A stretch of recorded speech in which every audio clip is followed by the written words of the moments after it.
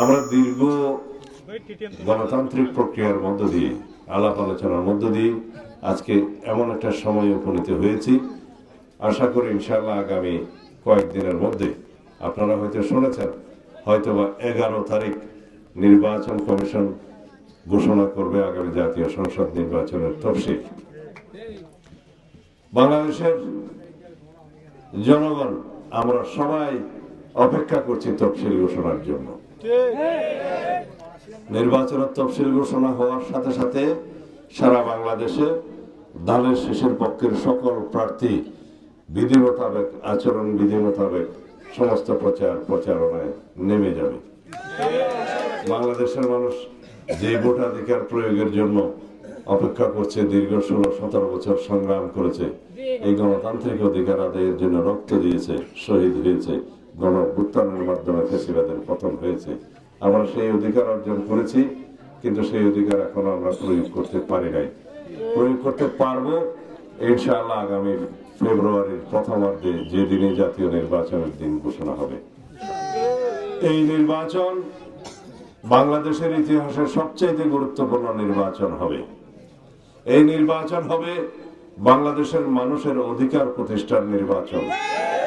এই নির্বাচন হবে বাংলাদেশকে ফ্যাসিবাদ মুক্ত, স্বৈর শাসন মুক্ত, চিরস্থায়ীভাবে একটি শক্তিশালী গণতান্ত্রিক রাষ্ট্র বিনির্মাণের নির্বাচন। এই নির্বাচন আমাদেরকে অত্যন্ত সচেতনভাবে আমাদের ভোটাধিকার প্রয়োগ করতে হবে।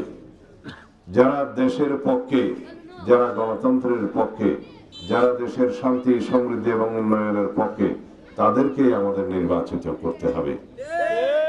বাংলাদেশের জাতীয় ঐক্যের প্রতীক দেশনেত্রী বেগম খালেদা জিয়া গুরুতর অসুস্থ।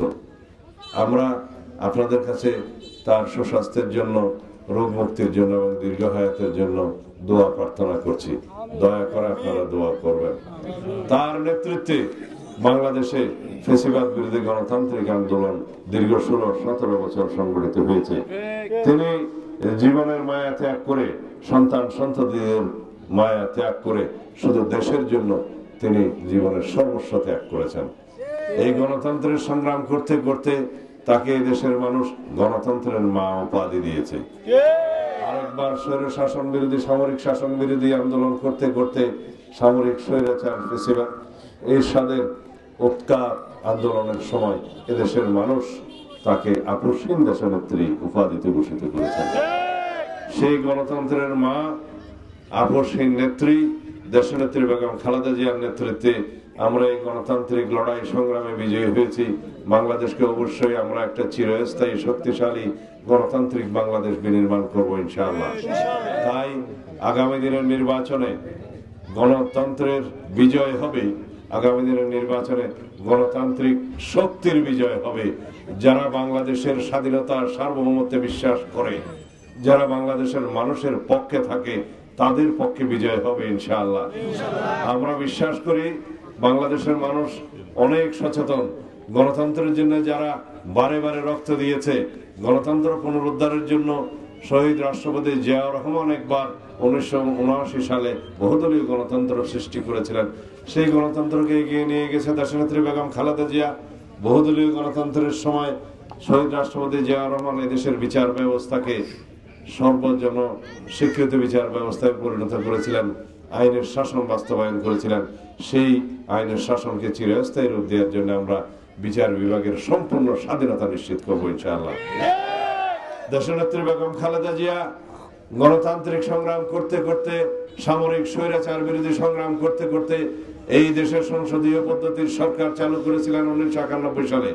তারপরে তত্ত্বাবধায়ক সরকার পদ্ধতি চালু করেছিলেন। আপনারা জানেন গণতন্ত্রের সর্বনাশ ঘটিয়েছে শেখ হাসিনা, ফ্যাসিস্ট। আমরা জানি বাংলাদেশের মানুষ গণতন্ত্র প্রিয় মানুষ, সেজন্য সময় লেগেছে। গণতন্ত্রের জন্য সংগ্রাম করতে করতে ফ্যাসিবাদী শক্তি আওয়ামী লীগকে দেশ থেকে বিতাড়ন করেছে, পালিয়ে যেতে বাধ্য করেছে। আমরা এমন একটি নির্বাচন দেখতে চাই যে নির্বাচনে জনগণ ফ্যাসিবাদের বিরুদ্ধে এমন ভাবে দাঁড়াবে, এমন ভাবে সমর্থন জানাবে, যাতে ইনশাআল্লাহ বিএনপির নেতৃত্বে সারা বাংলাদেশে চিরস্থায়ীভাবে একটি সাম্যভিত্তিক শক্তিশালী গণতান্ত্রিক রাষ্ট্র বিনির্মাণ হয়। আর কেউ কি আছে বাংলাদেশের স্বাধীনতা সার্বভৌমত্ব গণতন্ত্রের জন্য পরীক্ষা দিতে দিতে জনগণের বন্ধু হিসেবে প্রতিষ্ঠিত হয়েছে? এরকম কি আর কোন দল আছে? শহীদ রাষ্ট্রপতি জিয়াউর রহমান যেমন এই দেশের স্বাধীনতার ঘোষণা দিয়েছিলেন, তিনি 1975 সালের 7ই নভেম্বরে এই দেশের হৃত গণতন্ত্রকে পুনরুদ্ধার করেছিলেন।